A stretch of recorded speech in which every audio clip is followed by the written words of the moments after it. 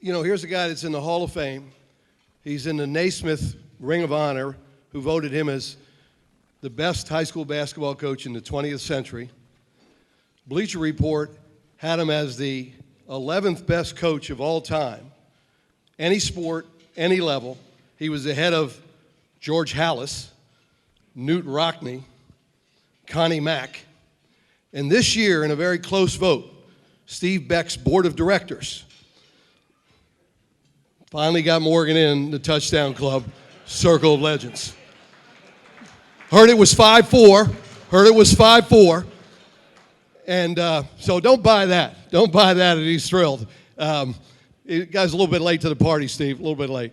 The fact that Morgan's not here, I think, is he's breaking his own rule.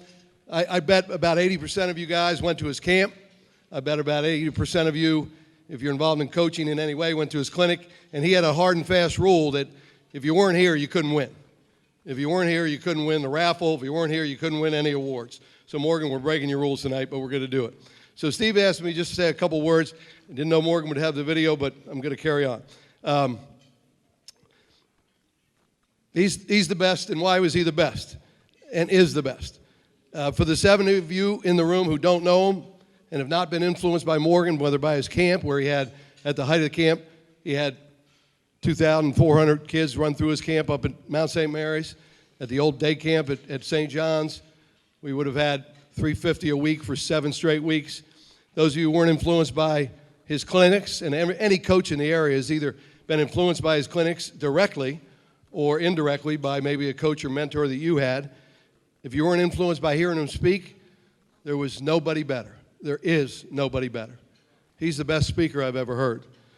If you haven't been influenced by maybe being a part of his DeMatha teams, Bob Malloy, one of his first co-coaches, is here tonight. One of his first quarterbacks, Bill Collins, is here tonight.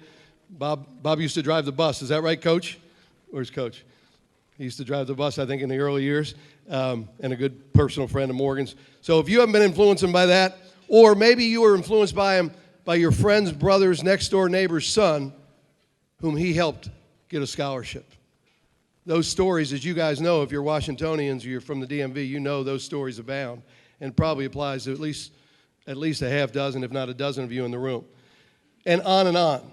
We don't know his accomplishments. He's the proverbial rock that was thrown into the pond in this area. And the ripples that flowed from that rock was thrown in the pond has influenced us all. His reach, in the winter of 1998, Sports Illustrated did a story on Bobby Knight and talked about how it was incredible that his coaching tree had 5 coaches that were Division I head coaches. Well, Division I head basketball coaches that either coached with Morgan or played for him or both. A high school coach from Hyattsville, Maryland, had 11 Division I college basketball coaches, and they were bragging about Bobby Knight's 5. This is a high school coach. His influence goes so wide. So if it's really our job to make a difference, and I think it is, no one has done it better. Made a difference in the life of his players, his coaches, and probably, again, many of you here. He was a competitor, and he competed with class. And he lives it. He lives it. And how did he do it? Well, I'm sorry. Yeah, Coach. Yeah, no, I didn't get to it yet. I'm going to mention inch by inch, life's a cinch. Yeah. No, Coach, I'm not taking it wrong way. Verify. Trust but verify. I got you. Excuse me. Always coaching. He's always coaching. So how did he do it? Again, he's the best speaker I've ever heard. And seemingly contradictorily, he's the best listener I've ever endeavored to be around. And those two things really do go together. He was the best communicator I've ever been around. I played for him, and I coached with him.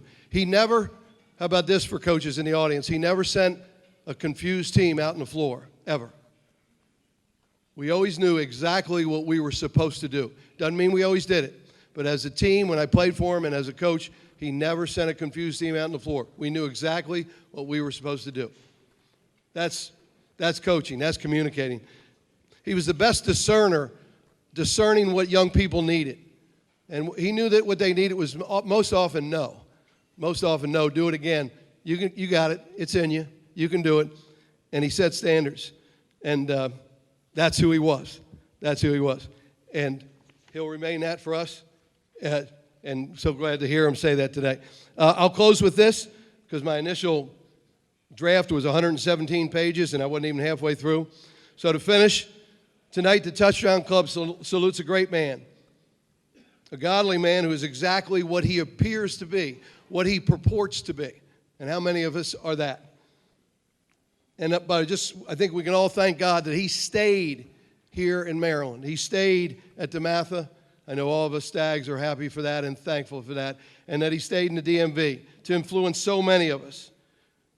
And he would always tell young coaches when they would come up to his camp, they said, Coach, I want to, he said, no, you're just starting out over there at Bladensburg High School. That's great. He'd always say, just be yourself. Be yourself. Nobody followed that advice better than the old truck, Morgan Wootten. Honored to be here to represent so many Stags that have been touched by him, and I hope you've been touched by him too. If you didn't, figure out a way to get touched by him. Thanks, Doc.